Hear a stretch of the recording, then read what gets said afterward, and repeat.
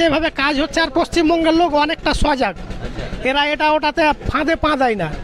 এরা এখন চক্কর লাগিয়ে দিলে প্রথমে যেটা করলো, করার পরে দেখছে যে সব মুসলমানদের কাছে তো কাগজ রেডি আছে, আর ওদের টার্গেট আছে মুসলিম ভোটকে ধরে রাখা।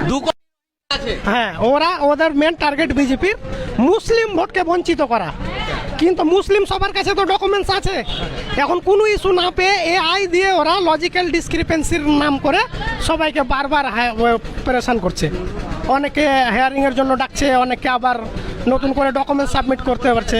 এটা অবশ্যই রাজনৈতিক চাল, এবং ইলেকশন কমিশন উঠে পড়ে লেগেছে শুধু বিজেপিকে জিতানোর জন্য, আর ওর অন্য কোনো উদ্দেশ্য নাই। দাবি কি ইলেকশন কমিশনের কাছে ডাইরেক্ট দাবি যে আপনি স্বচ্ছভাবে কাজ করেন, আর ভোট আসছে তার আগে আপনি এইভাবে তাড়াহুড়া করছেন। আপনি একজন সাংবিধানিক পদের লোক, আপনারা যদি মানুষের সুবিধা অসুবিধার জন্য আপনাদেরকে রাখা হয়েছে, আর আপনারাই যদি মানুষকে পেরেশানির মধ্যে রাখবেন, তাহলে কি করে হবে?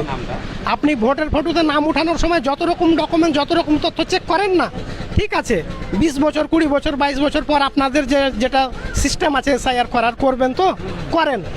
আপনি ওখানে মেন উদ্দেশ্যটা কি, যে মৃত্যু ভোটার আছে কিনা? ভূতে তো ভোট দেয় না, ওই ভূতওয়ালা ভোটারকে বাদ দেওয়া। সেখানে আপনি সাধারণ জনগণকে বিরক্ত করছেন। আর ইলেকশন কমিশনের ডিউটিতে বিজেপির কোনো এক নেতা বলে দিচ্ছে এখানে 2 কোটি রোহিঙ্গা আছে। বিজেপি কি করে জানছে? তার মানে ইলেকশন কমিশন আর বিজেপির নেতাদের মধ্যে একটা বড় সংযোগ আছে। এরা দুজনে মিলেমিশে কাজ করছে। বিজেপি যে ইশারা করছে, সুইচ টিপছে, এইভাবে করো, কমিশন এইভাবে করছে। এই যে এরকম করছে, আসন্ন যে 2026 সালে যে পশ্চিমবঙ্গের বিধান ক্ষমতায় কে থাকবে মনে করছে? বিজেপি তো বলছে পরিবর্তন হয়ে যাবে। বিজেপি কোনো মতেই পরিবর্তন করতে পারবে না। এর নোংরা রাজনীতি পশ্চিমবঙ্গের জনগণ বুঝে গিয়েছে। পশ্চিমবঙ্গের জনগণ ওদেরকে বোটাম টিপে ভোট বুঝিয়ে দিবে। মুখ্যমন্ত্রী কি হবে? মুখ্যমন্ত্রী যিনি আছেন তিনিই থাকবে আবার।